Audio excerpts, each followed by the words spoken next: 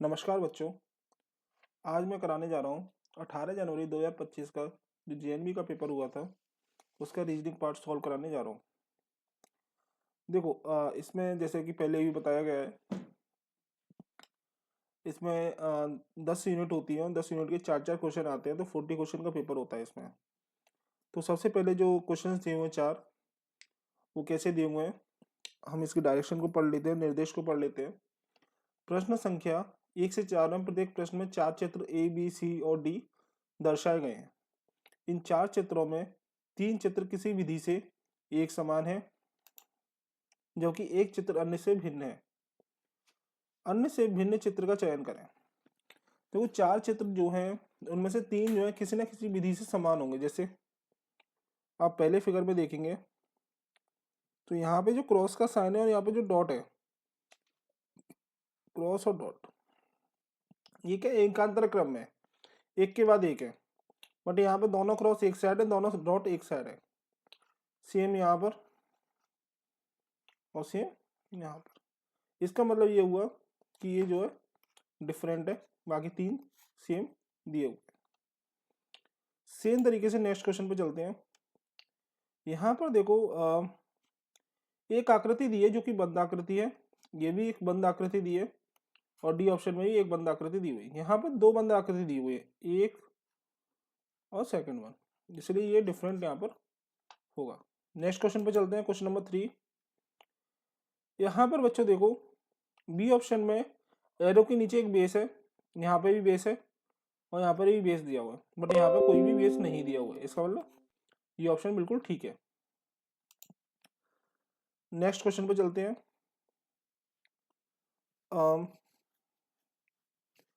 यहाँ पर देखो बच्चों इसमें कि बेस के समांतर लाइंस खींची हुई है। सेम यहाँ पर किसी एक भुजा को बेस मान लो, आधार मान लो, और उसके समांतर लाइन खींची हुई है, बट यहाँ पर ऐसा नहीं है, जबकि यहाँ पर शीर्ष से होकर, वर्टेक्स से होकर लाइन खींची गई है और उसके समांतर लाइन खींची गई है। तो ये जो ऑप्शन होगा सी करेक्ट होगा, और ये ऑप्शन सबसे डिफरेंट है। देखो नेक्स्ट पार्ट पे चलते हैं। नेक्स्ट टाइप के क्वेश्चन हैं, यहाँ पे सिमिलरिटी को देखना है। एक क्वेश्चन लेफ्ट में दिया हुआ एक आकृति और उत्तर चित्र में 4 आकृति दी हुई है, तो सिमिलर जो चित्र दिखाई होगा उसका हमें टिक करना है। तो ये फिगर है, तो इसका जो ऑप्शन सिमिलर है वो बी ऑप्शन सही है। बहुत ही सिंपल क्वेश्चन है। यहाँ पर जो देखो आप देखोगे सेम फिगर जो है वो यहाँ पर दिया हुआ है बिल्कुल, तो बी ऑप्शन करेक्ट होगा। यहाँ पर जो दिया हुआ है बिल्कुल बी ऑप्शन ठीक दिया हुआ है। यहाँ पे लाइन की कमी है, यहाँ पर सिंगल फिगर है, तो ये बेसिकली बी ऑप्शन ठीक होगा। बहुत ही सिंपल सिंपल क्वेश्चन है इसमें। यहाँ पर जो है डी ऑप्शन सही होगा, यहाँ पर डी ऑप्शन सही होगा। नेक्स्ट टाइप पर चलते हैं। यहाँ पर क्या है कि प्रश्न संख्या 9 से 12 में बाईं ओर एक प्रश्न चित्र दिया गया है जिसका एक भाग लुप्त दर्शाया गया है। दाईं ओर दिए गए उत्तर चित्र ए बी सी और डी पर गौर करें तथा उस उत्तर चित्र का पता लगाएं जिसको बिना दिशा परिवर्तन के प्रश्न चित्र के पैटर्न को पूरा करने के लिए प्रश्न चित्र के लुप्त भागों में बिठाया जा सके। देखो बच्चों यहाँ पर दिया हुआ है, अगर हम हाफ पार्ट में देखा जाए तो उसका भी 1/4 पार्ट दोनों का, ये दोनों सिमिलर है। तो यहाँ पर देखो इसको हाफ सर्कल बनाया गया, तो यहाँ भी ऐसा एक बॉक्स आ जाएगा। इस लाइन को हम कंप्लीट करेंगे, फिर इस लाइन को कंप्लीट करेंगे, फिर ऐसे करेंगे।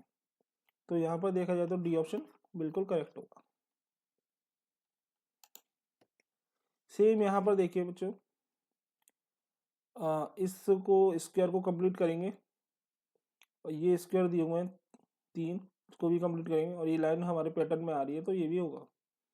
तो बेसिकली बी ऑप्शन सही होगा। किसी में एक लाइन गायब है और यहाँ पे फिगर को सेकंड साइड वाला अदर साइड से बनाया गया है, या इसको मिरर इमेज बोल सकते हैं।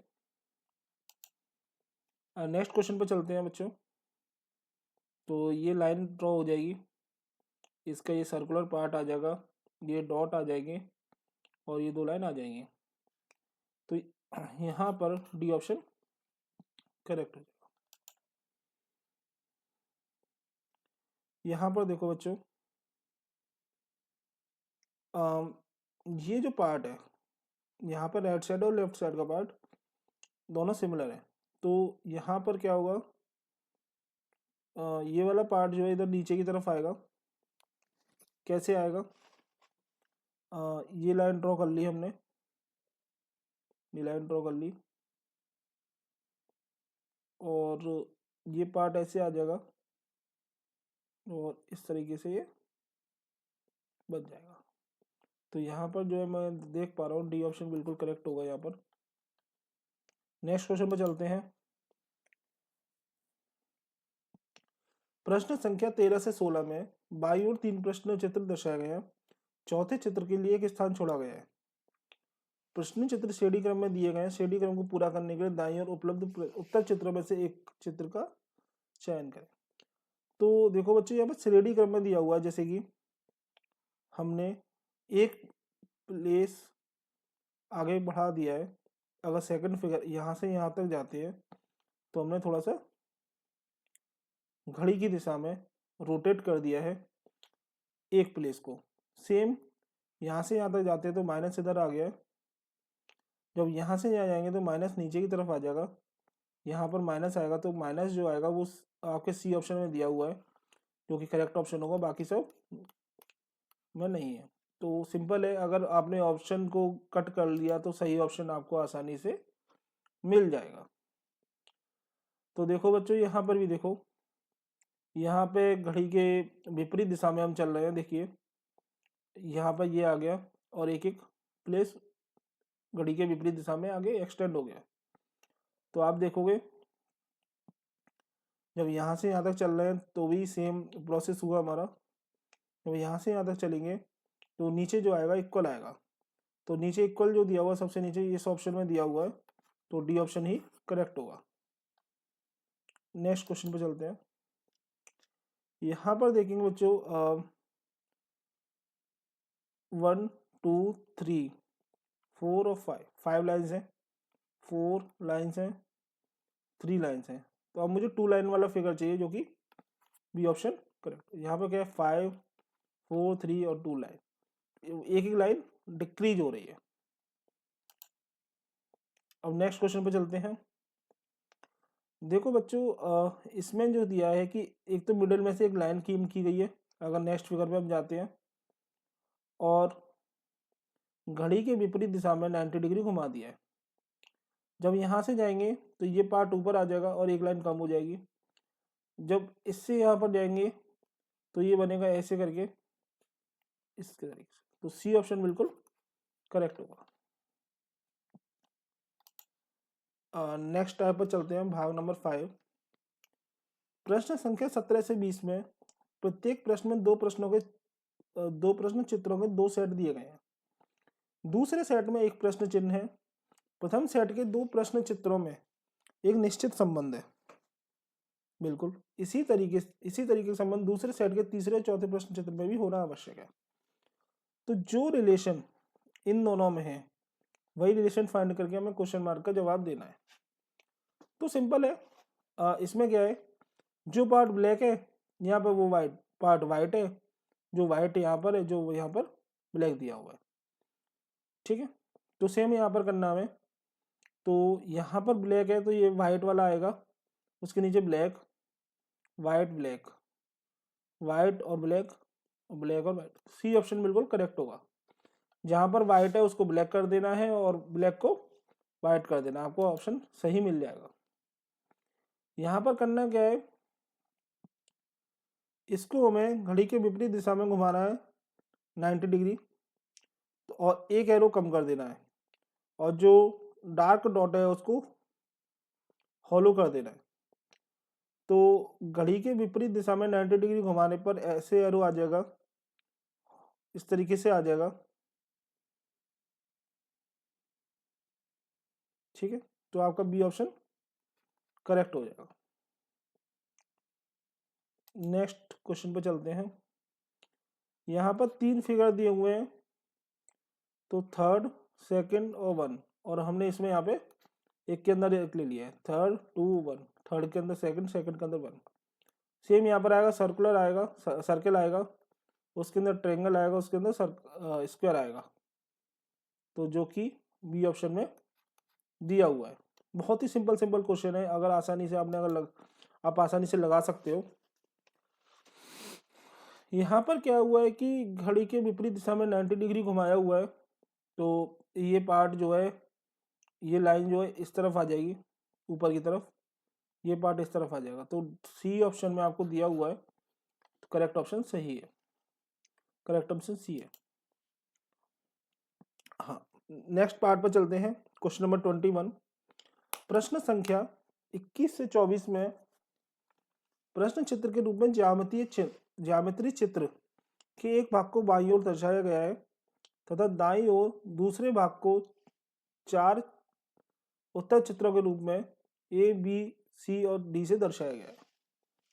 दाईं ओर के चित्रों में से ज्यामितीय चित्र को पूर्ण करने वाले चित्र को ज्ञात करें। अपने उत्तर को दर्शाने के लिए OMR उत्तर पत्रिका में प्रश्न की संगत संख्या के सामने वाले वृत्त को काला करें।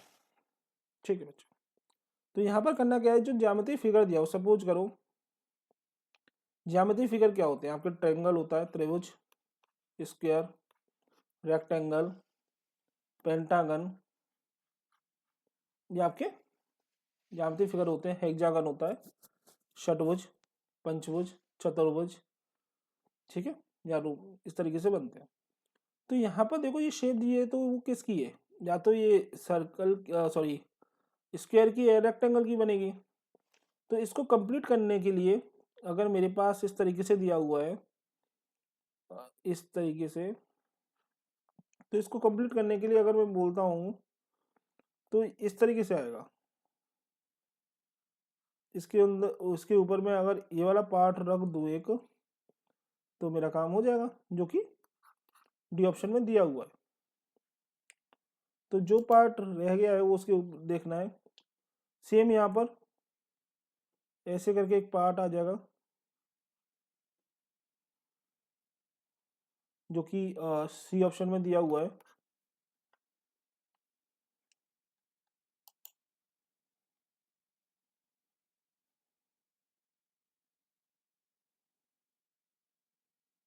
यहाँ पर देखते हैं,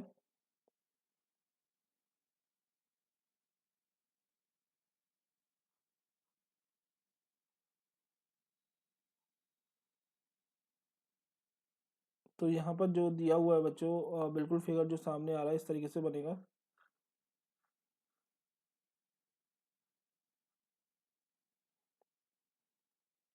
जो कि आपका ए ऑप्शन में दिया हुआ है, बिल्कुल करेक्ट। बहुत ही सिंपल क्वेश्चन है बच्चों, यहाँ पर दिया हुआ इस तरीके से फिगर बन जाएगा।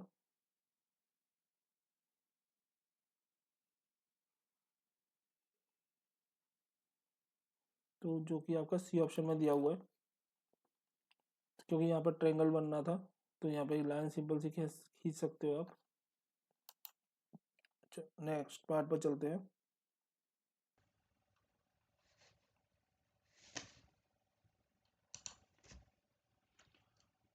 हाँ तो बच्चों नेक्स्ट पार्ट पर चलते हैं। भाग 7, प्रश्न संख्या 25 से 28 में बाईं ओर प्रश्न चित्र दिया गया है, दर्शाया गया है, और दाईं ओर ए, बी, सी और डी से चिन्हित 4 उत्तर चित्र दर्शाया गया है। किसी दर्पण को XY के अनुदिश रखे जाने पर प्रश्न चित्र के सही दर्पण प्रतिबिंब को उत्तर चित्रों में से चुनें। तो दर्पण चित्र का बच्चों एक ही कॉन्सेप्ट है, जो दर्पण के पास रखा है वो पास दिखाई देगा, बस अपोजिट दिखाई देगा हल्का सा। तो जैसे बी दिया हुआ है तो इस तरीके से दिखाई देगा, तो जो पास दिया हुआ है वो पास दिखाई देगा, और जो दूर रखा हुआ है वो दूर दिखाई देगा। तो यहाँ पर देखो दूर जो है टी है, यहाँ पर भी टी हमने बना दिया। ये कैंसिल होगा क्योंकि टी बीच में नहीं है, टी बीच में नहीं है, टी स्टार्टिंग में नहीं है, जो कि दिक्कत है। और इसमें जो है दर्पण के पास में ये दो फिगर, दो लाइन वाला फिगर दिया हुआ है, यहाँ पे भी दो लाइन वाला फिगर दिया हुआ है, ठीक है। और जो कि नीचे की तरफ खुला हुआ है, और यहाँ पे नीचे की तरफ खुला हुआ है, जबकि यहाँ पर ऊपर की तरफ खुला हुआ है। अगर मैं दर्पण यहाँ पर लगा हुआ है हमारा, तो ये ऑप्शन गलत हो जाएगा। ये ऑप्शन बिल्कुल सही है। नेक्स्ट क्वेश्चन पे चलते हैं बच्चों।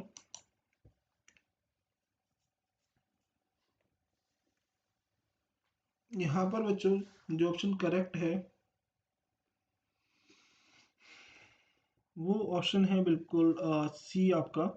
जैसे यहाँ पर जो है दर्पण के पास एक डॉट दिया हुआ है, जो कि यहाँ पर भी डॉट दिया हुआ है, एरो दिया हुआ है, एरो बन गया। और यहाँ पे डॉट बाहर की तरफ है, यहाँ पे भी डॉट बाहर की तरफ है। तो ये बाकी ऑप्शन क्यों नहीं है? ये डॉट ऊपर की तरफ है, जो कि नीचे होना चाहिए। ये डॉट अंदर की तरफ है, जो कि बाहर होना चाहिए।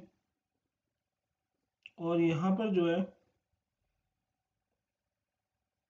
ये जो एरो है दर्पण की तरफ है, और ये दर्पण से अपोजिट है। इसका मतलब ये ऑप्शन भी करेक्ट है। तो ऑप्शन जो है आपका सी ऑप्शन बिल्कुल सही ऑप्शन दिया हुआ है। नेक्स्ट क्वेश्चन पे चलते हैं बच्चों। यहाँ पर देखो जो ऑप्शन सही है वो ए ऑप्शन ठीक है। क्यों? यहाँ पे हॉरिजॉन्टल दो लाइन दी हुई है, यहाँ पे वर्टिकल दी हुई है, और ट्रेंगल उसके नीचे दिया हुआ है, जो कि यहाँ पर ट्रेंगल ऊपर है, ठीक है। और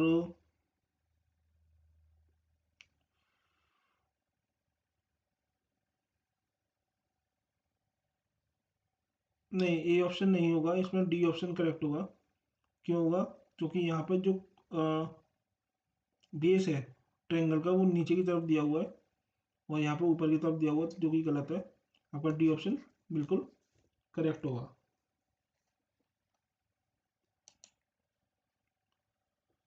28 पर चलते हैं।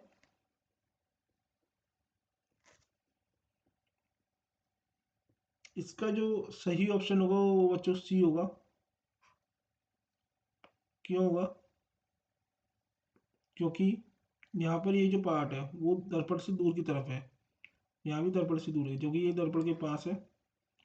ये दोनों फिगर सेम कर दिए, ये प्रॉब्लम है यहाँ पर ये फिगर बड़ा कर दिया, जो कि छोटा होना चाहिए, नीचे वाला फिगर बड़ा होना चाहिए, ये छोटा कर दिया। तो सी ऑप्शन बिल्कुल करेक्ट ऑप्शन दिया हुआ है। नेक्स्ट पार्ट पर चलते हैं। इसमें कागज के टुकड़ों को मोड़ा जाता है, और यहाँ पर दर्शाया गया है जिस तरीके से कागज को एक बार मोड़ा गया है तो दो पार्ट में हो गया है, फिर मोड़ा गया है यहाँ पे। तो अगर मैं,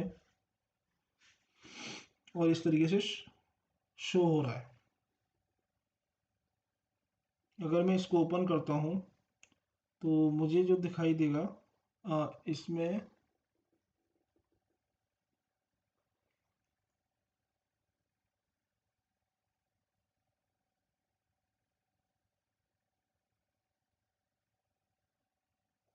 इसमें एक डॉट यहाँ पे आ जाएगा, जब मैं ओपन करूँगा एक डॉट यहाँ पे आ जाएगा, एक डॉट यहाँ पर आ जाएगा। तो ऐसे ऑप्शन खुल जाएगा यहाँ पर।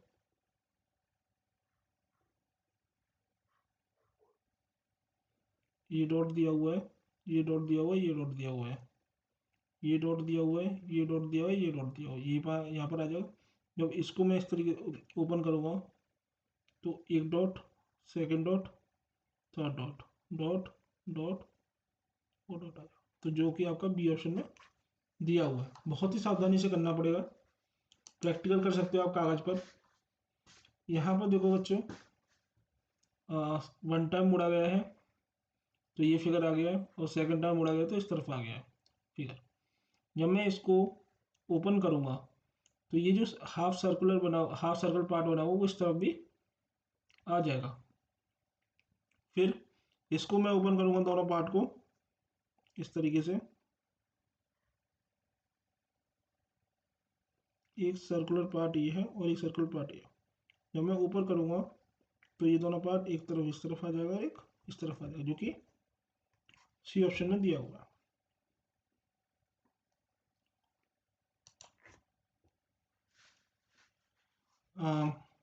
नेक्स्ट क्वेश्चन पे चलते हैं, 31 पर।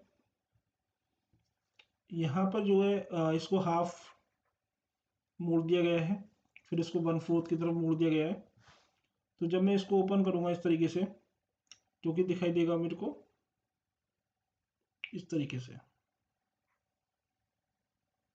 फिर यहाँ पर मैं उसको ओपन करूँगा तो ये मेरे को दिखाई दे जाएगा। तो दो सर्कल वाला जो पार्ट है वो मेरे को ए ऑप्शन में दिखाई दे रहा है, तो ए ऑप्शन ही करेक्ट होगा यहाँ पर।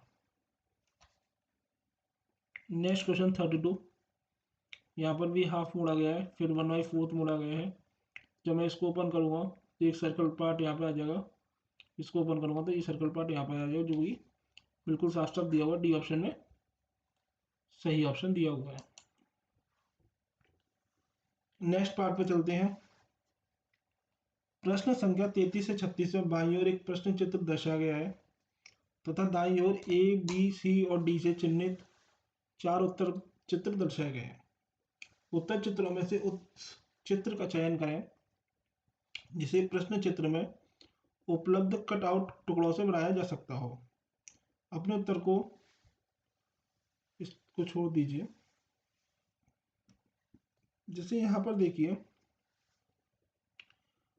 एक इस टाइप का दिया हुआ है समलंब चतुर्भुज से, दूसरा भी समलंब चतुर्भुज दिया हुआ और एक समकोण त्रिभुज सा दिखाई दे रहा है मेरे को।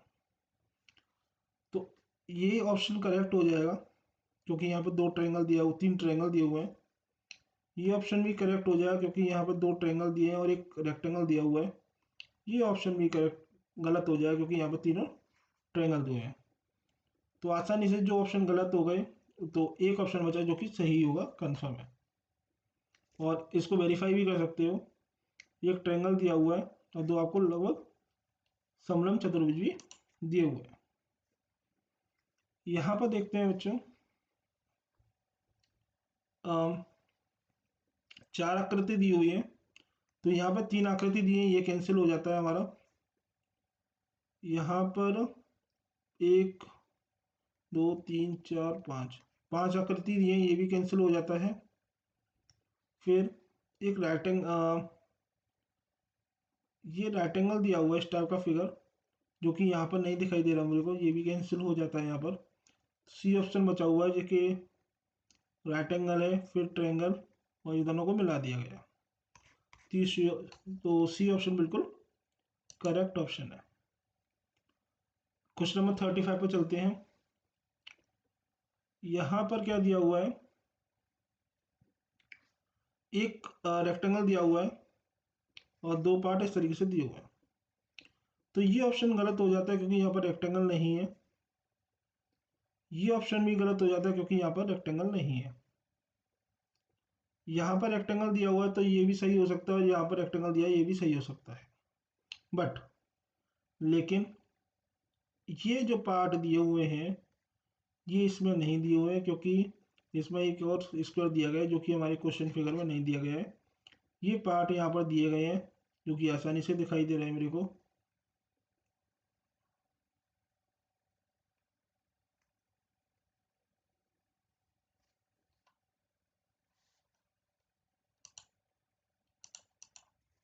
और दूसरा पार्ट का लिए मैंने कलर चेंज कर लिया।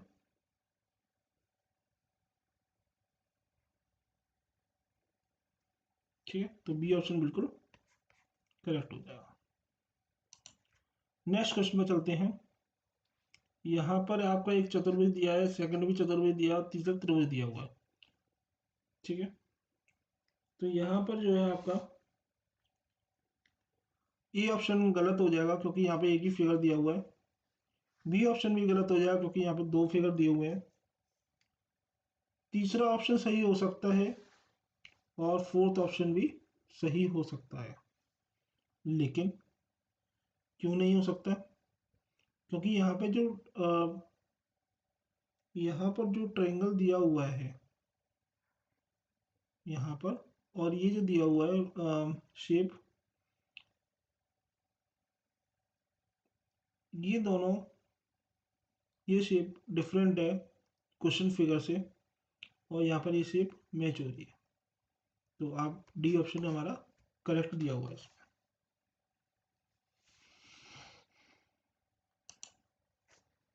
नेक्स्ट पार्ट पर चलते हैं।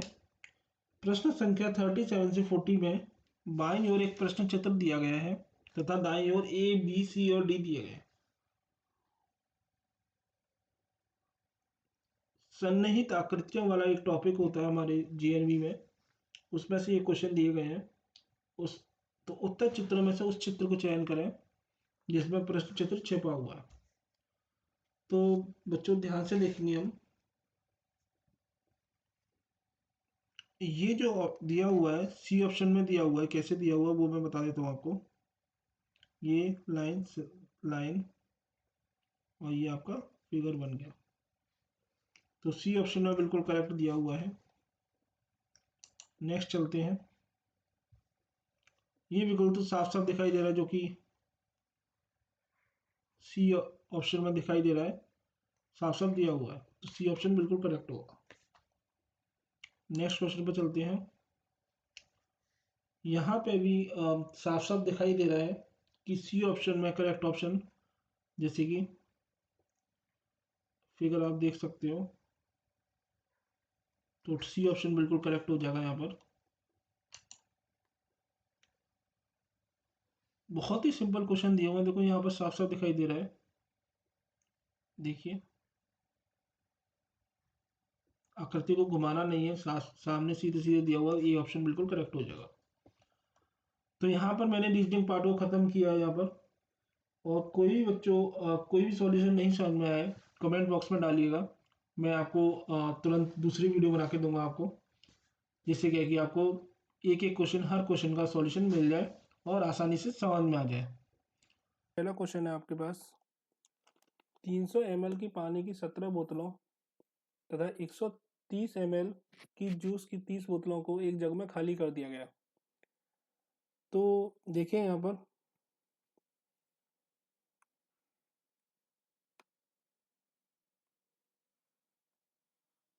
सपोज कीजिए एक जग है, इसमें 300 ml की 17 बोतलों, तो 300 ml की जो पानी की बोतल है उनकी अगर टोटल क्वांटिटी की अगर हम बात करें तो आप देखेंगे तो पानी की टोटल क्वांटिटी कितनी होगी, 300 इंटू 17, जो कि आपके अगर मल्टीप्लाई करेंगे हम तो 5100, जो कि 5100 ml पानी हो जाता है यहाँ पर। अगर हम जूस की बात करते हैं जो कि 30 बोतल है और एक बोतल 130 ml की है, तो टोटल जूस का अगर हम क्वांटिटी काउंट करते हैं 130 इंटू 30, क्योंकि अगर मल्टीप्लाई करते हैं हम देन 39 ml टोटल क्वांटिटी आ जाती है। अगर हम देखें जो इन दोनों क्वांटिटी को अगर हम जग में डाल देते हैं तो इसका मतलब क्या हुआ कि हमें इन दोनों को जो द्रव है, दोनों को हमें क्या सम करना पड़ेगा, जिससे हम कुल द्रव की क्वांटिटी को हम पता लगा सकें। तो सम करने के लिए हम देखते हैं, तो 3900 प्लस 5100 इजकल टू, अगर हम ऐड करते हैं तो ये हमारे पास आ जाता है 9000 ml। अगर हम ml से अगर लीटर में कन्वर्ट करते हैं, यहाँ की हम जानते हैं कि 1 लीटर में 1000 ml होते हैं, तो अगर हम 9000 ml को लीटर में कन्वर्ट करते हैं तो हम करेंगे 9 का डिवाइड, जो कि अगर आंसर आता है हमारे पास 1000 सॉरी 9 ml 9 लीटर हमारे पास आंसर आ जाता है। तो यहाँ पर जो ऑप्शन सही है वो बी ऑप्शन सही है। ठीक है बच्चों, कोई नहीं समझ में आया तो बताइएगा। आगे चलते हैं।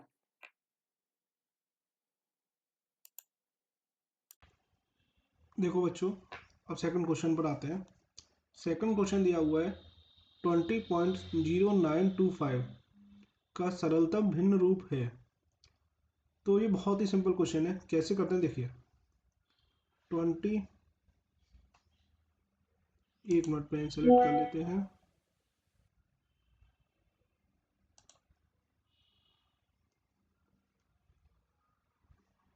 सपोज ये 20.0925 0925। देखो हमने इसमें अपॉन लगा दिया। हम जानते हैं अगर ये डेसिमल हम रिमूव करते हैं तो डेसिमल के बाद जो नंबर्स हैं उतने ही जीरो नीचे आ जाते हैं, 1 2 3 4। तो डिनोमिनेटर में क्या आ जाएंगे, 4 जीरो आ जाएंगे, इसका मतलब 10,000 आ जाएगा। अब इसका सरलतम भिन्न रूप चाहिए तो हम क्या करेंगे, इसको लोएस्ट फॉर्म में लाने के लिए या सरलतम भिन्न रूप में लाने के लिए हम एक कॉमन फैक्टर से दोनों नंबर को डिवाइड करेंगे, न्यूमरेटर और डिनोमिनेटर को। जैसे मैं देख पा रहा हूँ कि जो न्यूमरेटर है उसमें आपका लास्ट में 5 आ रहा है और डिनोमिनेटर में लास्ट में 0 आ रहा है, तो ये दोनों नंबर जो है 5 से डिवाइड हो जाएंगे। तो अगर मैं 5 से डिवाइड करता हूँ, मैं 5 से कट करता हूँ दोनों को, तो देखिए 5 का डिवाइड अगर मैं 200925 में मैं डिवाइड करता हूँ तो 5 4 जा 20, यहाँ पर 20 आ जाएगा, यहाँ पे 0 बचा, एक और 0 यहाँ पर लिख लिया हमने। तो यहाँ पे 5 का डिवाइड 0 में 0 टाइम्स जाएगा, फिर हमने 9 नीचे लिख लिया। 5 का डिवाइड 9 में जाने के लिए 1 टाइम्स जाएगा, 9 5 बन जा 5, माइनस करेंगे 4 आ गया, हमने 2 लिख लिया नीचे यहाँ पर। 5 8 जा 42, तो यहाँ पर 5 8 जा 40, यहाँ पर 2 आ गया, देन 5 यहाँ पर लिख लिया हमने। 5 5 5 जा 25, तो 25 से यहाँ पे 0 आ गया। तो 5 से हमने डिवाइड किया तो हमने कितना आ गया, 40185 अपॉन 5 से अगर 10,000 हम डिवाइड करते हैं तो 2000 आ जाएगा। 5 से अगर इसमें हम डिवाइड करते हैं तो 5 8 जा 40, देन 0 आ जाएगा क्योंकि 1 में डिवाइड जाएगा नहीं, फिर 8 हो जाएगा, 18 हो जाएगा, 5 3 जा 15, 3 बचेगा और 5 ले लेंगे 35 हो जाएगा, तो 5 7 जा 35 और डिनोमिनेटर में आ जाएगा 400। तो इसका सरलतम जो भिन्न रूप हो जाएगा, सॉरी यहाँ पे 8035 नहीं 8037 होगा क्योंकि 5 7 जा 35 होता है, तो यहाँ पे जो आंसर आएगा वो सी ऑप्शन करेक्ट हो जाएगा। कोई कोई डाउट हो तो बच्चों बताइएगा। नेक्स्ट क्वेश्चन पर चलते हैं। नेक्स्ट क्वेश्चन है आपका 43। देखिए 43 क्वेश्चन क्या कहता है, सुरेश अपने चाचा से मिलने के लिए सुबह 9 बजे अपने घर से चला। सुबह 9 बजे अगर वो घर से चला तो 9 AM पर घर से चला और वो 10 मिनट पैदल चला। 10 मिनट वो पैदल चला, सपोज कीजिए हमने लिख दिया 10 मिनट पैदल चला। 1 घंटा 5 मिनट बस में यात्रा की, फिर 1 घंटा 5 मिनट उसने बस में यात्रा की, फिर 15 मिनट फिर पैदल चला। 15 मिनट पैदल चलकर अपने चाचा के घर पहुंचा। वह वहाँ 3 घंटे 20 मिनट रुका, वहाँ पे उसने स्टे किया 3 आवर 20 मिनट और शाम 3:30 बजे अपने घर पहुंचा। शाम को 3:30 बजे घर पहुंच गया। वापसी की यात्रा में उसे कितना समय लगा। अब देखो 9 बजे अगर वो चलता है और हमें देखा जाए तो 3:30 बजे वो अपने वापस पहुंचा, तो सबसे पहले हम ये टाइम को कैलकुलेट करेंगे, ऐड करेंगे वो जो पैदल चला और वहाँ पर कितनी देर रुका, टोटल टाइम उसने कितना यूज किया। तो जैसे सपोज कि यहाँ पे क्या हुआ 1 आवर, जैसे यहाँ पर हम सॉल्व कर लेते हैं। 1 आवर 5 मिनट है, फिर 10 मिनट है, फिर 15 मिनट है, फिर 3 आवर है और 20 मिनट वहाँ पर रुका। तो टोटल टाइम अगर कैलकुलेट करते हैं हम तो 5 और 10 15, 15 और 15 30, 30 और 20 50 मिनट्स तो यहाँ पर हो गई और 4 आवर्स हो गए। तो टोटल मिला के वो 9 बजे चला, सुबह 9 बजे चला वो, और 4.5 घंटे उसने यहाँ पर यात्रा करने में और चाचा के घर रुकने में टाइम यूज किया उसने, 4 घंटे 50 मिनट। अगर मैं 9 बजे से, इसका मतलब क्या हुआ कि अगर मैं 9 बजे में अगर मैं 4 घंटे 50 मिनट ऐड कर दूंगा तो वो चाचा के घर से निकलने का समय चालू हो जाएगा कि चाचा के घर से वो कितने बजे निकला, तभी तो हम निकाल पाएंगे कि 3:30 बजे अगर वो पहुंचता है घर तो कितना समय वापसी में लगा उसे। तो हम चाचा के घर से निकलने का समय क्या हो जाएगा, 9 बजे प्लस 4 आवर्स 50 मिनट, जो कि हो जाएगा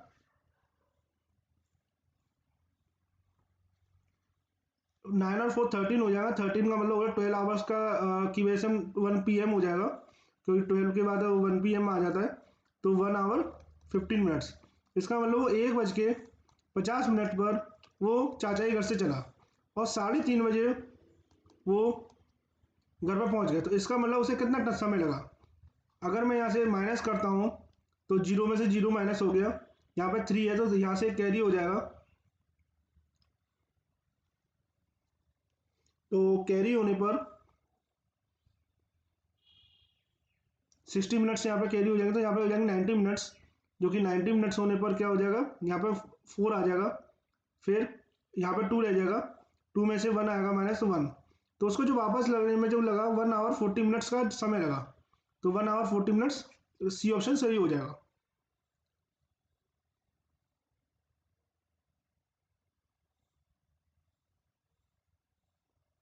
ठीक, नेक्स्ट क्वेश्चन पर चलते हैं। कोई भी डाउट हो तो बताइएगा बच्चों।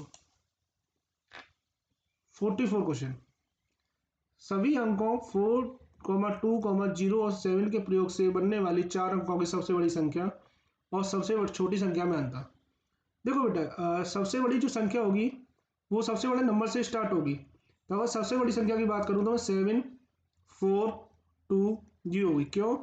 क्योंकि अगर मैं यहाँ पर कोई भी छोटा अंक ले लेता हूँ तो वो सबसे बड़ी संख्या नहीं बैठेगी, वो तो सबसे बड़ी अंक हमें सबसे स्टार्टिंग में लिखने पड़ेंगे और हमें डिक्रीजिंग ऑर्डर में चलना पड़ेगा, घटते हुए क्रम में चलना पड़ेगा सबसे बड़ी संख्या के लिए। अगर सबसे छोटी संख्या की बात करता हूँ, लेकिन यहाँ पर छोटी संख्या तो 0 है, लेकिन 0 से अगर हम स्टार्ट करते हैं तो वो नंबर जो है 4 अंकों की ना बचेगी, वो 3 अंकों की हो जाएगी, क्योंकि 0 से कोई भी संख्या स्टार्ट नहीं होती है। तो हम क्या करेंगे, 2 से स्टार्ट करेंगे, सबसे छोटी संख्या 2047, ये आपकी क्या होगी, सबसे छोटी संख्या। माइनस कर लेते हैं, तो यहाँ पर कैरी ले लेंगे एक, यहाँ पर 1 बचेगा, तो 10 में से 7 माइनस करने पर 3 बचेगा, यहाँ पे 1 बचता है, यहाँ पे भी कैरी लेनी पड़ेगी यहाँ से हमें, तो यहाँ पर 3 बचेगा, तो यहाँ पर 11 हो जाएगा, 11 में से 4 माइनस करने पर 7 बचेगा, 3 में से 0 माइनस करने पर 3 बचेगा, और 7 में से 2 माइनस करने पर 5 बचेगा। तो आंसर आ जाएगा 5373, जो कि सी ऑप्शन करेक्ट होगा। कोई बच्चों इसमें डाउट हो तो बताइएगा बच्चों। नेक्स्ट क्वेश्चन पे चलते हैं, 45। बहुत ही प्यारा क्वेश्चन है, बहुत ही सिंपल क्वेश्चन। 90 का अभाज्य गुणनखंडन। अभाज्य गुणनखंड या प्राइम फैक्टर्स क्या होते हैं, देखो कैसे करते हैं। 90 हम सबसे छोटी संख्या देखते हैं कि जो इसमें डिवाइड चला है, जैसे 2 लेते हैं हम सबसे पहले, 2 से 90 में डिवाइड चला जाएगा, 2 4 जा 8, 1 बचेगा, 1 देन 0 हो जाएगा तो 10 हो जाएगा, तो 2 5 जा 10। अब यहाँ पर 45 में 3 से डिवाइड चला जाएगा, तो 3 1 जा 3, यहाँ पर 1 बचेगा, तो 1 और 5 15 हो जाएगा, 3 5 जा 15। देन हम 3 से डिवाइड कर सकते हैं 5 टाइम्स, और 5 से हम डिवाइड कर सकते हैं 1 टाइम। तो यहाँ पे अभाज्य गुणनखंड क्या होंगे, 90 is equal to 2 into 3 into 3 into 5, 2 into 3 into 5। हम इसको क्या लिख सकते हैं, 2 इंटू 3, 2 टाइम्स है तो 3 की पावर 2 लिख सकते हैं इंटू 5। तो यहाँ पर ऑप्शन मैच कर लेते हैं, यहाँ पर ऑप्शन जो है सी करेक्ट है। बहुत ही सिंपल क्वेश्चन है बच्चों, कोई भी डाउट हो तो बताइएगा। नेक्स्ट क्वेश्चन पर चलते हैं, क्वेश्चन नंबर 46। क्वेश्चन नंबर 46 क्या कहता है, यदि 9432 divide by 1.25 is equal to 7545। Suppose कीजिए मैंने यहां पर लिखता हूं 9432 डिवाइड बाई 1.25 इक्वल टू 7545.6। अब हमसे पूछा गया है कि 9.432, यहाँ पे मतलब डेसिमल लगा दिया यहाँ पर, और यहाँ पर जो डेसिमल लगाया यहाँ एक डेसिमल आगे एक्सटेंड कर दिया, 12.5 कर दिया। तो सबसे पहले हम क्या कर सकते हैं, इसकी वैल्यू निकाल लेते हैं कि 9432, अगर मैं यहाँ से डेसिमल उठा देता हूँ तो मेरा जो आंसर होगा 125 हो जाएगा नीचे, और यहाँ पर 2 जीरो इंक्रीज हो जाएंगे, तो मेरा जो आंसर आ रहा है उसका 7545.6 आ रहा है। ठीक है, कोई दिक्कत बच्चों नहीं। अगर हम मुझे न्यूमरेटर में यहाँ पर डेसिमल चाहिए, तो इसका मतलब मुझे यहाँ पर डेसिमल चाहिए लगाने के लिए मुझे 1 2 3 4 5, ये डेसिमल के बाद 5 नंबर आ रहे हैं हमारे, तो मुझे 1 लाख का डिवाइड करना पड़ेगा। तो 1 लाख का डिवाइड करना पड़ेगा, तो 94320 डिवाइड बाई 1 लाख इंटू 125 है। 125 में भी मुझे जो डिवाइड करना पड़ेगा 10 का करना पड़ेगा। अगर मैंने यहाँ पर डिवाइड किया है तो मुझे सेम डिवाइड यहाँ पर भी करना पड़ेगा। 7545.6 अपॉन 1 लाख, और यहाँ पे भी 1/10 करना पड़ेगा, तभी मेरा जो है, क्योंकि जो भी मैं मल्टीप्लाई डिवाइड करूँगा वो LHS RHS दोनों में करूँगा। तो यहाँ पर जो आ जाएगा मेरा 9.432 अपॉन 12.5 आ जाएगा, और यहाँ पर 10 से 1 0 कैंसिल आउट हो जाएगा, 4 0 बचेंगे। 4 0 को यहाँ पर डिवाइड करता हूँ मैं, तो यहाँ पे आ जाएगा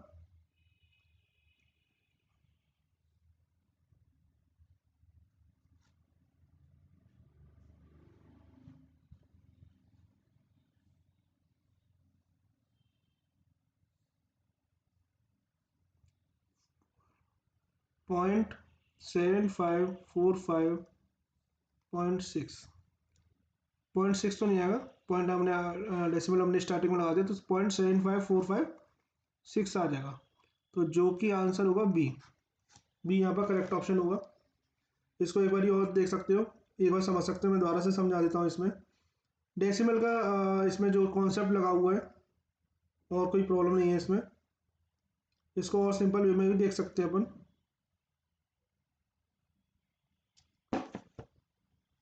जैसे कि यहाँ पर डेसिमल जो है, न्यूमरेटर में कोई भी डेसिमल नहीं दिया हुआ है, बट हमें डेसिमल अगर जो डिजायर्ड आंसर है उसमें 4 से पहले डेसिमल लगाना है। इसका मतलब ये है कि 3 डिजिट हमें पहले लगाना है। 3 डिजिट का मतलब हमें एटलीस्ट 1000 का डिवाइड करना पड़ेगा। यहाँ पर अगर मैं सिंपल लैंग्वेज में बात करता हूँ 1.25, अब मुझे एक डेसिमल एक्सटेंड करना है, इसका मतलब 10 का अगर मैं मल्टीप्लाई कर देता हूँ तो मेरा यहाँ पर प्रॉब्लम सॉल्व हो जाएगी। तो यहाँ पर मुझे 10,000 का डिवाइड करना पड़ेगा, या फिर 10 का यहाँ पे मल्टीप्लाई करना पड़ेगा, तो मैं इस क्वेश्चन को सॉल्व कर सकता हूँ। दूसरा तरीका हमारे पास ये भी है। इसमें कोई डाउट हो तो बताइएगा बच्चों। नेक्स्ट क्वेश्चन पे चलते हैं।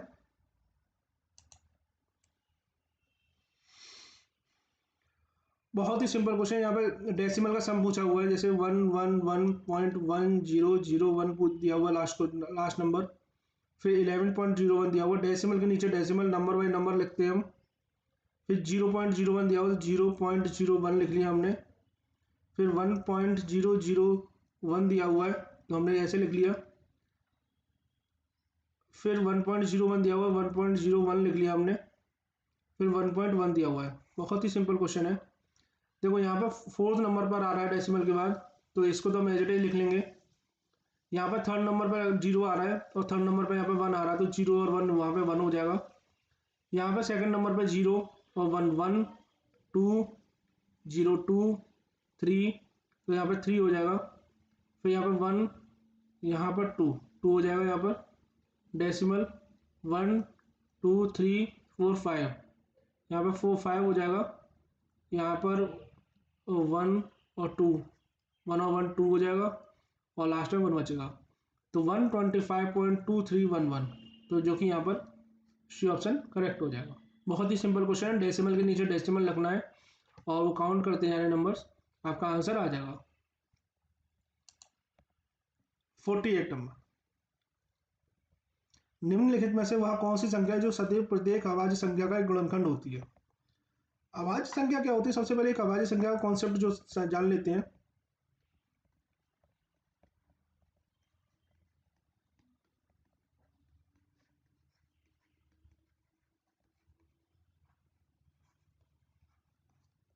प्राइम फैक्टर्स, या sorry prime numbers,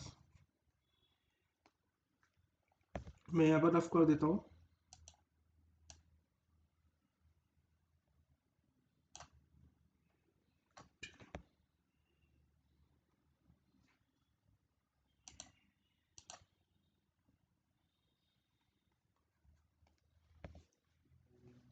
prime numbers वो नंबर्स होते हैं जो या तो 1 से डिविजिबल होंगे, या वो खुद से सेल्फ नंबर से डिविजिबल होंगे, जैसे कि 2, 3, 5, 7, 11, 13, 17, 19, 23।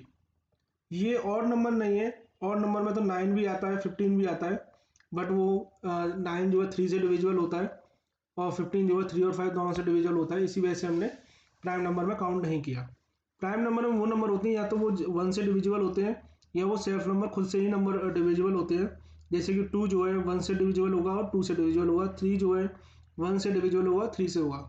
तो हर अभाज्य संख्या, सारी अभाज्य संख्या एक 1 से डिविजिबल होती है, इसका मतलब ये कि जो कि सदैव प्रत्येक अभाज्य संख्या का एक गुणनखंड होगा।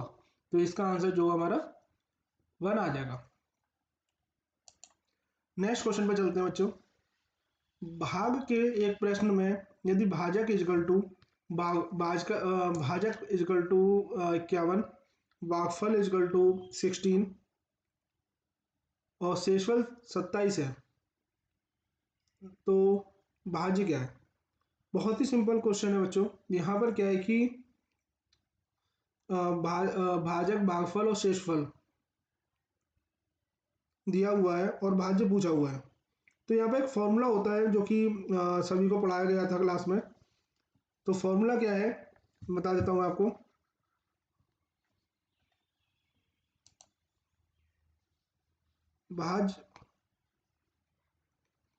भाज्य इक्वल टू भाजक इंटू भागफल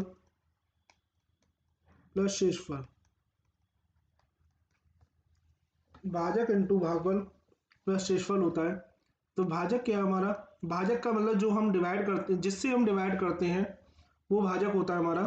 भागफल का मतलब जो डिवाइड होने के बाद राइट साइड में बचता है वो भागफल होता है, जो कि 16 हो जाएगा, प्लस जो रिमाइंडर बचता है, शेष बचता है, वो 27 होगा। तो अगर मैं मल्टीप्लाई करता हूँ तो आ जाएगा 16 का 1 में मल्टीप्लाई करूँ तो 1 टाइम, सॉरी 16 जाएगा, 16 का 1 टाइम 16 1 16, 6 आ जाएगा, यहाँ पर कैरी 1 आ जाएगी। 16 का 5 में मल्टीप्लाई करूँगा 80 और 1 कैरी तो 81 आ गया, प्लस 27। तो 6 और 7 13, 1 कैरी आ जाएगा, 1 और 1 2 और 2 4 और 8, आंसर आ जाएगा 843, जो कि ये ऑप्शन करेक्ट होगा। तो यहाँ पर सिंपल फॉर्मूला था, put the value get the answer है, बस फॉर्मूला याद होना चाहिए आपको। नेक्स्ट क्वेश्चन पे चलते हैं, क्वेश्चन नंबर 50। फिर डेसिमल का क्वेश्चन आ गया। 3 + 3/100 + 3/1000 3/10 लाख। तो करना क्या है हमें इसमें? सबसे पहले 3 + 300 का डिवाइड अगर 3 में करते हैं तो हमें ये डिवाइड करने की नीड नहीं है। सिंपल है कि जब हम अगर नीचे 2 जीरो दी हुई हैं, नीचे 100 दिया हुआ है, तो हम क्या करेंगे, डेसिमल के बाद 2 नंबर आ जाने चाहिए। अगर हम डिवाइड करते हैं तो डेसिमल के बाद 2 नंबर आ गया 0 और 3, अगर नीचे हम 100 से डिवाइड करते हैं तो सिंपल। यहाँ पर अगर 3 0 दिया हुआ है तो डेसिमल के बाद 3 नंबर आ जाने चाहिए, तो 0.003। सेम यहाँ पर कितना जीरो दिया हुआ? 6 जीरो दिया हुआ है, तो डेसिमल के बाद 6 नंबर आ जाने चाहिए, 1 2 3 4 5 जीरो आ जाएगा, 3 आ जाएगा। तो आसानी से हम क्या इनको ऐड कर सकते हैं, जैसे मैंने अपने लास्ट क्वेश्चन किया था 1.1 वाला। तो अगर हम ऐड करना चाहें तो 3 है यहाँ पर, फिर सेकंड नंबर आया 0.03, फिर थर्ड नंबर आया 0.003 आ गया, फिर यहाँ पर 0.0000003 आया। तो अगर हम ऐड करते हैं 3 का 3 आ गया 0 0, देन यहाँ पर ऐड करने पर 3 आ गया, यहाँ पर ऐड करने पर 3 आ गया, 0 आ गया और 3 आ गया, तो 3.033 तो बी ऑप्शन करेक्ट हो जाएगा। नेक्स्ट क्वेश्चन में चलते हैं बच्चों। शाम 6 बजे, शाम 6 बजे अगर मैं बात करता हूँ, यहाँ पर घड़ी अगर मैं बना के देखता हूँ 12 3 6 और 9, तो शाम 6 बजे की अगर मैं बात करता हूँ तो घंटे वाली सुई यहाँ पर होगी और मिनट वाली सुई यहाँ पर होगी। तो घंटे और मिनट की सुइयों के बीच में मध्य बनाकोण क्या होता है? तो बेटा ये जो लाइन एक सीधी रेखा होगी 6 और 12 के बीच में, क्योंकि बिल्कुल करेक्ट 6 बज रहे हैं, और सरल रेखा जब बनती है, सीधी रेखा बनती है, तो वहाँ पर जो कोण बनता है वो रिजु कोण बोलते हैं, सरल कोण बोलते हैं, स्ट्रेट कोण, स्ट्रेट एंगल बोल देते हैं वहाँ पर। तो आंसर यहाँ पर क्या हो जाएगा? डी ऑप्शन करेक्ट हो जाएगा।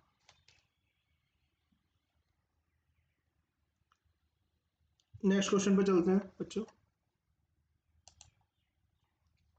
एक साइकिल के पहिए में 24 तीलियां हैं, तो दो संलग्न तीलियों का बीच का कोण। देखो साइकिल का पहिया बेटे बच्चे ये ना, ऐसे करके हमने 24 तीलियां बना लेंगे। देखो 4 तो बन चुकी हैं, 4 और 2 6 बन गई हैं, और 2 8 बन गई हैं। 8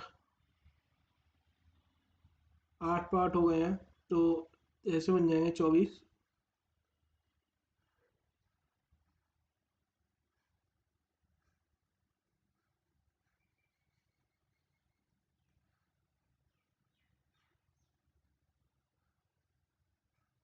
चौबीस बन गया बच्चों।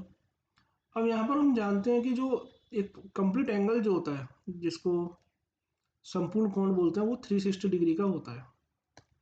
अब साइकिल की तीलियां बराबर स्पेस पर होंगी और बराबर कोण बना रही होंगी सेंटर पर, तो 24 तीलियां, इसका मतलब 24 टाइम एंगल बनना होगा। 1 2 3 4 5 6 7 8 9 10 11 12 13 14 15 16 17 18 19 20 22 23 24। अगर मैं दो संलग्न तीलियों के बीच का, मतलब इन दोनों के बीच का कोण पूछ रहे हैं, तो अगर मैं 24 का डिवाइड कर देता हूँ तो मेरे पास जो डिजायर्ड एंगल है वो आ जाएगा मेरे पास। तो मैं डिवाइड करता हूँ 2 से, तो 180 हो जाएगा। यहाँ पर 12 हो जाएगा। 2 से फिर डिवाइड कर देता हूँ, 90/6 आ जाएगा।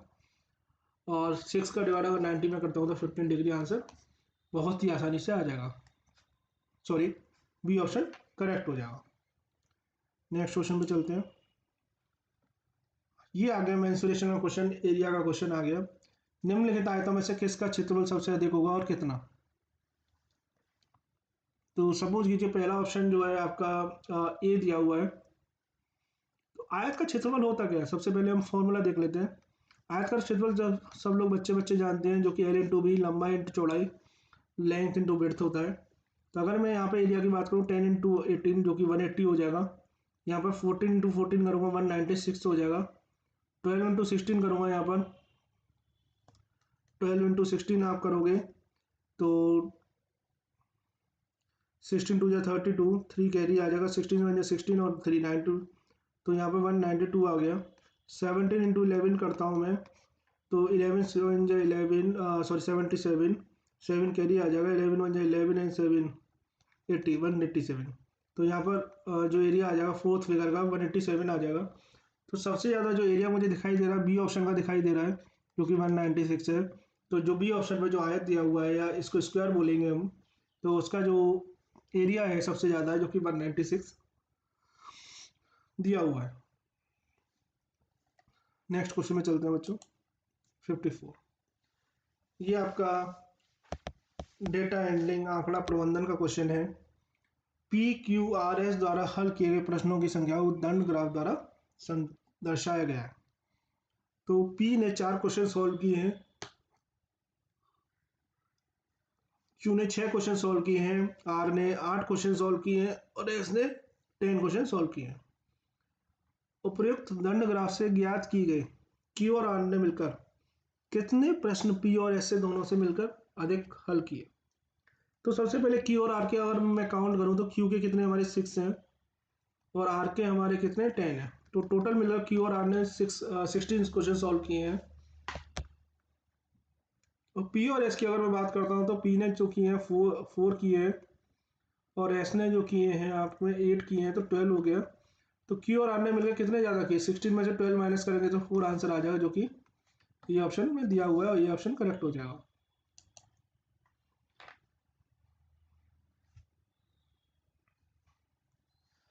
फिफ्टी फाइव क्वेश्चन, फ्रैक्शन का क्वेश्चन फिर से आया हुआ है।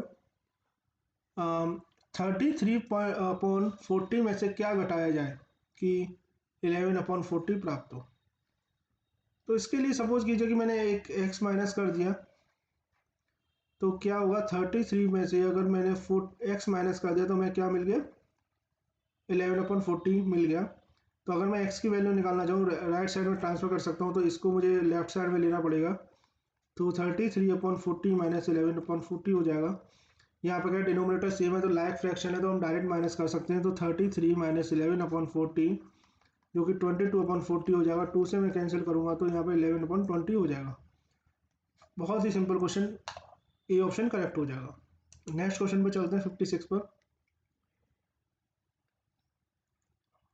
लाभ हानि का क्वेश्चन आ गया। एक दुकानदार 1 रुपए की 5 टॉफी, मतलब 5 टॉफी 1 रुपये में बेचता है, खरीदता है, मतलब 1 रुपए की 4 टॉफी बेचता है। अगर मैं एक टॉफी की कीमत बोलूँ तो कितना आ जाएगा, 1/5 20 पैसे मैं खरीदता हूँ, और 1 रुपए की 4 बेचता है, तो 4 रुपए की अगर 1 रुपए में 4 बेचता है तो एक टॉफी की जो कीमत आएगी वो आ जाएगी 1/4 का, मतलब 1/100 में मल्टीप्लाई कर दो पैसे में कन्वर्ट करने के, जो 25 पैसे में कन्वर्ट हो जाएगी। तो इसका मतलब अगर वो एक टॉफी 20 पैसे की खरीद रहा है और 25 पैसे की खरीद रहा है तो उसे 25 पैसे की बेच रहा है तो उसे 5 पैसे का फायदा होता है। अब 125 रुपए का लाभ प्राप्त करने के लिए उसे कितनी टॉफी बेचनी पड़ेगी। अब एक टॉफी पे जो लाभ हो रहा है उसे हो रहा है 5 पैसे का। सिंपल सी बात मैंने निकाली, क्यों 20 पैसे में वो खरीद रहा है, 25 पैसे में अगर वो बेच रहा है, तो इतना तो बच्चा बच्चा जानता है कि 5 पैसे का फायदा हो जाएगा। तो अगर 125 का लाभ कमाना है, तो अगर मैं 125 में 5 पैसे का डिवाइड कर देता हूँ, तो लेकिन 125 रुपये है तो इसको पैसे में कन्वर्ट करना पड़ेगा, मुझे 100 का मल्टीप्लाई करना पड़ेगा, क्योंकि रुपये 1 रुपये में 100 पैसे होते हैं। तो मैं नंबर ऑफ टॉफियाँ या टॉफियों की संख्या निकाल सकता हूँ। तो मैं डिवाइड करूँगा यहाँ पर, तो 125 में डिवाइड कर दूँ तो 5 2 10 और 5 5 25 इंटू 100, जो कि आंसर आएगा 2500 टॉफी मुझे बेचनी पड़ेगी, जो कि डी ऑप्शन में दिया हुआ है। तो डी ऑप्शन करेक्ट हो जाएगा। 57 ये भी मेन सोल्यूशन का क्वेश्चन है, बहुत ही सिंपल क्वेश्चन है। वर्गाकार पार्क की बजाय 50 मीटर दी हुई है। जैसे एक वर्गाकार पार्क जिसकी बजाय 50 मीटर दी हुई है, इसमें अंदर की ओर चारों ओर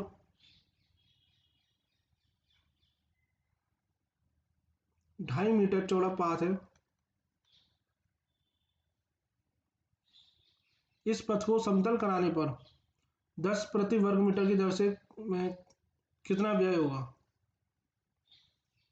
इस पथ को समतल कराने पर, इस वाले पथ को 10 रुपये प्रति वर्ग मीटर की दर से कितना व्यय होगा। सबसे पहले इस जो पथ दिया हुआ है, ये रास्ता दिया हुआ है, उसका हमें एरिया निकालना होगा। एरिया निकालने के लिए सबसे पहले हमें जो बड़ा पार्क दिया हुआ है, पार्क का एरिया में से ये वाला जो पोर्शन है रास्ते को माइनस करके इस एरिया का माइनस कर देते तो इस पार्क का, इस रास्ते का एरिया आ जाएगा। तो पार्क का अगर मैं क्षेत्रफल की बात करूँ तो 50 इंटू 50 हो गया, जो कि 2500 मीटर स्क्वायर हो गया। अगर मैं इस भुजा की बात करूँ तो 50 में से 2.5 और 2.5 अगर दोनों साइड से माइनस करता हूँ, जैसे ये 2.5 माइनस हो गया और ये भी 2.5 माइनस होगा, तो यहाँ पर 2.5 और 5 हो गया। तो 50 मैंने -5 करूँगा 45 आ जाएगा, सेम यहाँ पर 45 आ जाएगा। तो अगर मैं इस वाले एरिया, ये वाला एरिया निकालता हूँ तो 45 इंटू 45 मल्टीप्लाई करता हूँ, 5 का मल्टीप्लाई करूँगा तो 5 5 जो 25, 5 4 जो 20 एंड 22, 4 का मल्टीप्लाई करूँगा 4 5 जो 20, 2 कैरी आ जाएगा, 4 4 जो 16 और 2 18 आ जाएगा, 5 2 0 और 2 2025 आ जाएगा। अगर मैं एरिया माइनस कर देता हूँ तो रास्ते का जो एरिया वो मेरे को मिल जाएगा 2500 माइनस 2025, जो कि मिल जाएगा 475 मीटर स्क्वायर। और 1 वर्ग मीटर का जो खर्चा दिया हुआ 10 रुपये दिया हुआ, और मैं यहाँ पे 10 का मल्टीप्लाई कर देता हूँ, सिंपल है। अगर 1 वर्ग मीटर का खर्चा 10 रुपये है तो 475 मीटर स्क्वायर का या वर्ग मीटर का जो खर्चा वो इंटू 10 हो जाएगा, तो जो कि 4750 रुपीज़ में कन्वर्ट हो जाएगा। तो बी ऑप्शन में दिया हुआ है, बी ऑप्शन को सही करना पड़ेगा हमें।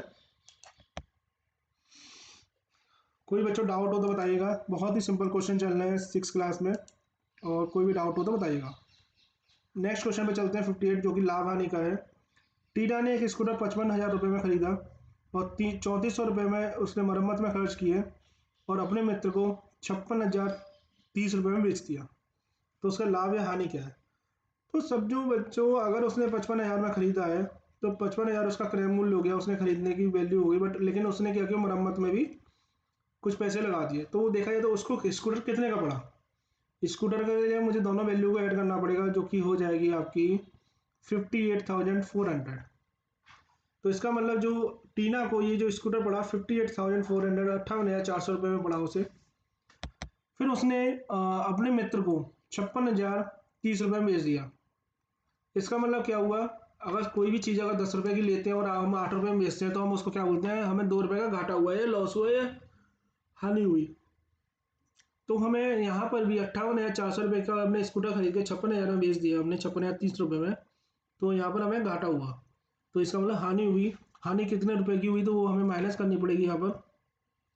तो माइनस करने के लिए 0, यहाँ पे कैरी लेनी पड़ेगी। 10 में से 3 माइनस करने पर 7 आ जाएंगे, यहाँ पर 3 बचेगा, 3 में से 0 माइनस करने पर 3 आ जाएगा। यहाँ पर 8 में से 6 माइनस करेंगे 2 आ जाएगा। तो 2370 की हमें हानि हुई। तो बी ऑप्शन यहाँ पर करेक्ट हो जाएगा। बहुत ही सिंपल क्वेश्चन था। नेक्स्ट क्वेश्चन में चलते हैं बच्चों। 5/22 प्लस 7/22 माइनस 3/22 प्लस 9/22 माइनस 1/22 को सरल करने में प्राप्त होता है 5/22 प्लस 7/22 माइनस 3/22 प्लस 9/22 माइनस 1/22। इसमें आपने देखा होगा सभी के जो डिनोमिनेटर है वो सबके सेम दिए हुए हैं। इसका मतलब ये सारी लाइक फ्रैक्शन बोलते हैं इनको। लाइक फ्रैक्शन का मतलब क्या होता है, इसमें सभी के जो हर होते हैं, डिनोमिनेटर होते हैं, सबके सेम होते हैं। तो हम डायरेक्ट प्लस माइनस कर सकते हैं जो जिसका दिया हुआ है। तो 5 प्लस 7 माइनस 3 प्लस 9 माइनस 1/22 आराम से कर सकते हैं अपन। तो 5 प्लस 7 12 हो गया, 12 में से 3 माइनस करने पर हमारा हो जाएगा 9, 9 प्लस 9 18 माइनस 1 17/22। आंसर जो है बी ऑप्शन सही हो जाएगा। दोबारा से चेक कर लेते हैं एक बारी, कोई प्लस माइनस में माइनस गलती तो नहीं हो गई है। तो पॉजिटिव नंबर हमारे पास 5 और 7 12 है। 12 में से अगर मैं 9 भी ऐड कर देता तो 21 हो जाता। 21 में से अगर मैं 4 माइनस कर देता तो 17/22 आंसर सही हो जाएगा। बी ऑप्शन हमारा करेक्ट है। ये सरलीकरण का बॉड मास रूल का ये अपना क्वेश्चन आ गया। बहुत ही सिंपल क्वेश्चन है। यहाँ पर जो सबसे पहले हम यूज करते हैं BODMAS rule. BODMAS rule क्या कहता है, B for bracket, O for of, D for division, M for multiplication, A for addition और एस फॉर सब्ट्रैक्शन। बट उससे भी पहले एक वार आ जाता है जो कि वी फॉर वार होता है। हमें क्या करना पड़ेगा, सबसे पहले वार को सॉल्व करेंगे। 8 माइनस 18 माइनस 16 माइनस 5 माइनस 4 में से माइनस 1 करेंगे तो 3 आ जाएगा। 8 minus 18 minus 16 minus 2, 8 minus 18 minus 14, जो कि यहाँ पर 16 में से 2 माइनस करेंगे तो यहाँ पर 14 आ जाएगा। 8 माइनस 4 आ जाएगा जो कि आंसर 4 दे देगा। सी ऑप्शन यहाँ पर करेक्ट हो जाता है। यहाँ पर बच्चों मैथ का सेक्शन कंप्लीट हो जाता है, जो कि मात्र बहुत ही मतलब 30 मिनट्स में आराम से सॉल्व कर सकते हैं हम इसको। बहुत ही सिंपल सिंपल क्वेश्चन थे। और जेएनवी का पेपर ऐसे ही आता है हर बार, ऐसा नहीं है कि बहुत ज़्यादा टफ आता है। अगर आप तैयारी करते हैं तो आसानी से मैथ के क्वेश्चन को सॉल्व कर सकते हैं। यहाँ पर कोई भी क्वेश्चन नहीं समझ में आता है तो आप डाउट में कमेंट में हम डाल सकते हैं। कमेंट में कोई भी क्वेश्चन में प्रॉब्लम आती है तो आप कमेंट में डाल दीजिएगा, तो मैं नेक्स्ट वीडियो में उसका सॉल्यूशन दोबारा से करा दूंगा। बट कोई भी डाउट हो तो बताइएगा इसमें।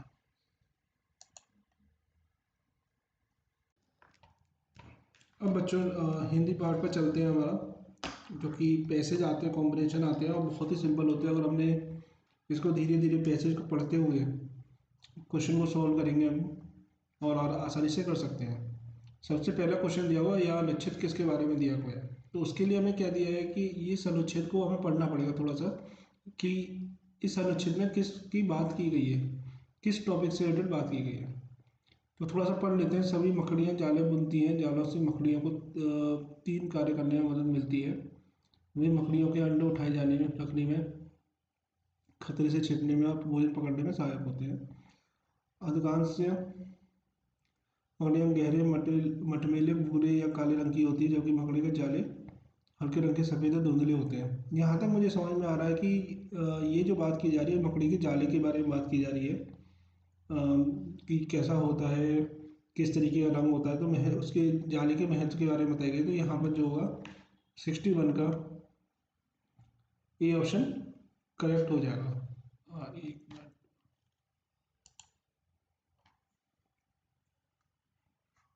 ये ऑप्शन करेक्ट हो जाएगा इसमें।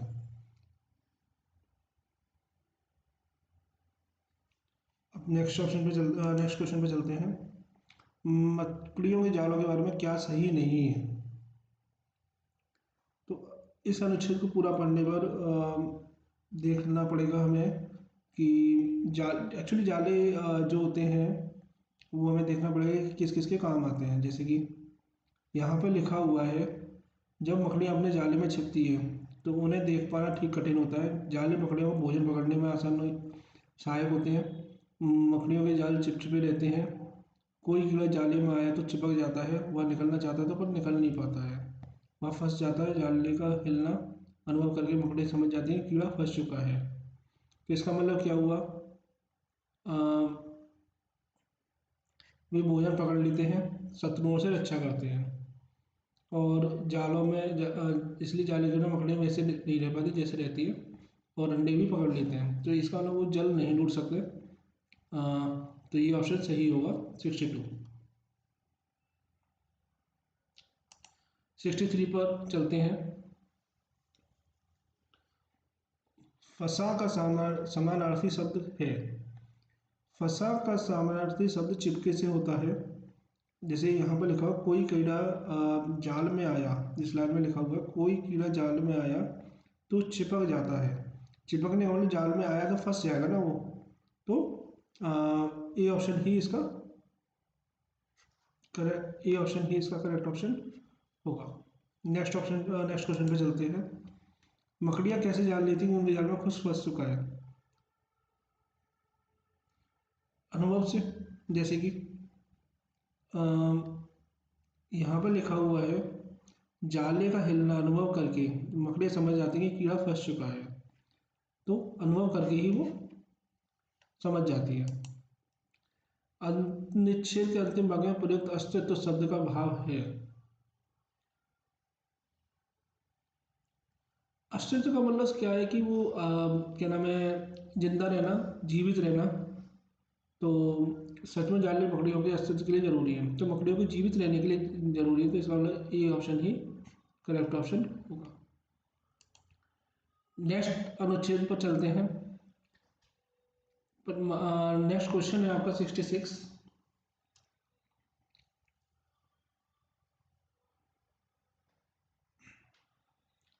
मानव प्रयत्नों के सभी उत्पादों में पुस्तकें सभी डैश कृतियां हैं। तो सबसे पहले हमें ये देखना पड़ेगा कि पैसेज में क्या दिया हुआ है, जिससे हमें समझ में आ पाएगा कि किसके बारे में बात की गई है और किस तरीके से बात की गई है। तो सबसे पहले पढ़ लेते हैं। पुस्तकें मानव प्रयत्नों के सर्वाधिक समय तक रहने वाले उत्पाद हैं। मंदिर खंडहरों के रूप में ढह जाती है और चित्र और मूर्तियाँ क्षय हो जाती है, किंतु पुस्तकें जीवित रहती हैं। तो ये जो है पुस्तकों के महत्व के बारे में बताया गया है। तो मानव प्रयत्नों के सभी उत्पादों में पुस्तकें सबसे उपयोगी कृतियां हैं, क्योंकि ये जो हमेशा जिंदा रहती हैं, जबकि चित्र, मूर्तियां, खंडहर जो कि सब टूट जाते हैं, नष्ट हो जाते हैं। बट किताबें जो होती हैं, पुस्तकें जो होती हैं, सबसे उपयोगी होती हैं, जो कि कभी खराब नहीं होती हैं। तो सी और डी ऑप्शन जो इसका होगा वो करेक्ट ऑप्शन होगा। नेक्स्ट क्वेश्चन पे चलते हैं। अच्छी पुस्तकें समय के परीक्षण में बची रह सकी हैं क्योंकि उनमें उसमें जो है किताबों में क्या होते हैं, महान विचार होते हैं। क्यों होते हैं?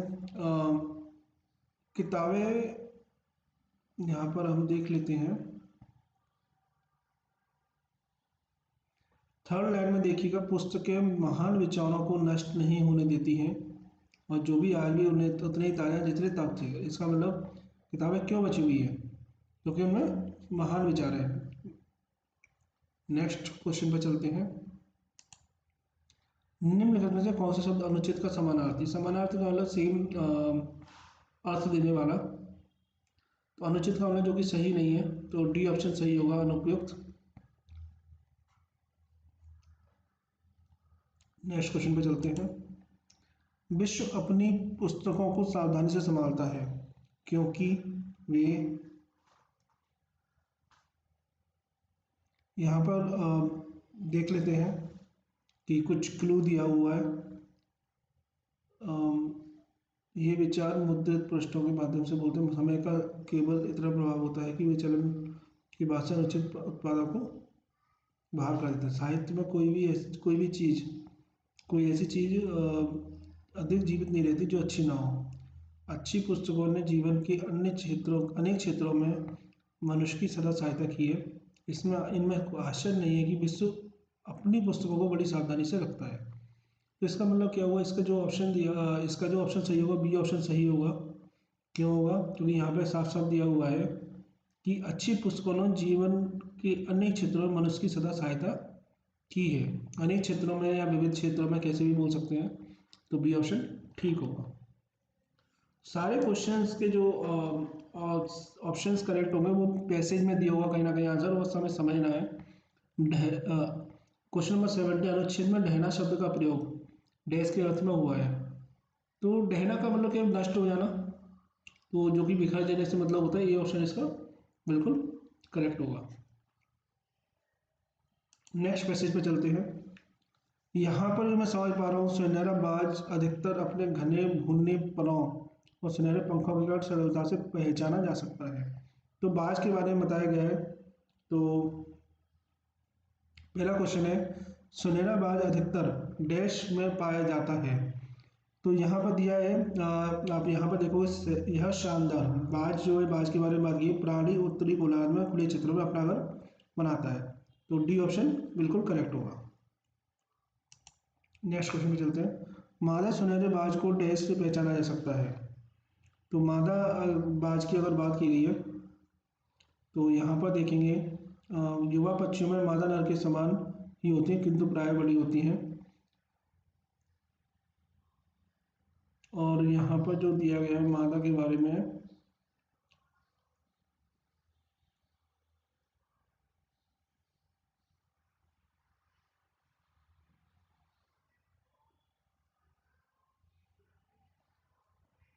तो आकार जो यहाँ पर जो है बड़ा दिया हुआ, देखो यहाँ पर दिया हुआ मादा नर के समान ही होती है किंतु प्राय बड़ी होती हैं।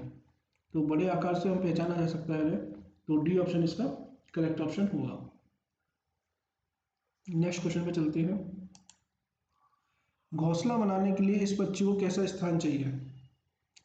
तो खुले क्षेत्रों में हो, जैसे यहाँ पर दिया हुआ है, यह शानदार प्राणी उत्तरी गोलार्ध में खुले क्षेत्र में अपना घर बनाता है। तो ए ऑप्शन ही इसका करेक्ट ऑप्शन होगा। शानदार के समान अर्थ वाला शब्द कौन सा है? शानदार के समान अर्थ वाला शब्द कुछ भी हो सकता है, जैसे कि शानदार का मतलब जो कि अच्छा दिखाई देने वाला पॉजिटिव वर्ड है। शानदार, भव्य, गौरवशाली, बढ़िया, ये सब होते हैं। तो सी ऑप्शन इसका करेक्ट ऑप्शन हो जाएगा। नेक्स्ट क्वेश्चन पे चलते हैं। विलोम, विशाल का विलोम नहीं है। विशाल मतलब बड़ा, उसका विलोम छोटा होता है। तो छोटा, नन्हा, भारहीन का मतलब जिसमें भार कम हो। तो इसका जो ऑप्शन सही होगा, बी ऑप्शन सही हो जाएगा, जो कि विस्तृत या विशाल, ये समानार्थी शब्द है जबकि विलोम शब्द नहीं है। तो बाकी सब विलोम शब्द हैं। नेक्स्ट क्वेश्चन और नेक्स्ट पैसेज पे चलते हैं। इसमें रोबोट की बात की गई है। रोबोट एक विशेष यंत्र होता है या कंप्यूटर से प्राप्त निर्देशों के अनुसार चलता है और काम करता है। तो इसमें एक क्वेश्चन दिया हुआ, थका का समानार्थी शब्द क्या है? थका का समानार्थी शब्द क्या है, जो कि निढाल होगा। बी ऑप्शन सही होगा इसका। क्यों होगा? क्योंकि वो यहाँ पे सेकंड लाइन में दिया है, एक यंत्र होने के कारण यह ना तो गलतियां करता ना थकता है। मतलब थकने का मतलब ये है कि ये परेशान होता है, बिल्कुल काम करता रहता है। ठीक है। नेक्स्ट क्वेश्चन पर चलते हैं। रोबोट गलतियां नहीं करते, क्यों? क्योंकि वे कंप्यूटर द्वारा दिए गए निर्देशों का अनुसार चलते हैं। नेक्स्ट क्वेश्चन पे चलते हैं। अनुच्छेद 10 निम्नलिखित में से किस कार्य के लिए रोबोट का उपयोग नहीं होता? रोबोट जो है घर की साफ सफाई कर सकता है, टेलीफोन कॉल का उत्तर दे सकता है, जो कि आजकल बोट सिस्टम में जिसे कहते हैं, कार्य बना सकता है, लेकिन बच्चों को नहीं पढ़ा सकता। बच्चों को खुद ही पढ़ना होता है। डी ऑप्शन ही इसका करेक्ट होगा। इसमें पैसेज की नीड नहीं है, जनरली हम बता सकते हैं।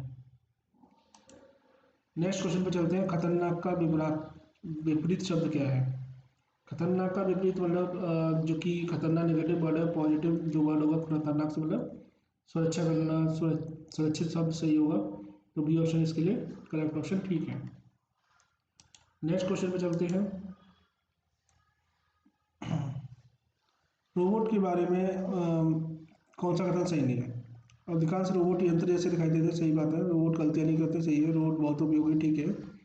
मानव जैसे दिखाई देते हैं, ये ऑप्शन गलत होगा। मानव जैसे दिखाई नहीं देते हैं, कभी कभी दिखाई देते हैं, बट अधिकांश नहीं दिखाई देंगे इसमें। तो बी ऑप्शन भी, डी ऑप्शन करेक्ट होगा। तो यहाँ पर बच्चों हिंदी का मैं सारे ऑप्शन सही करा दिए हैं। कोई डाउट हो कैसे भी हो तो बताइएगा।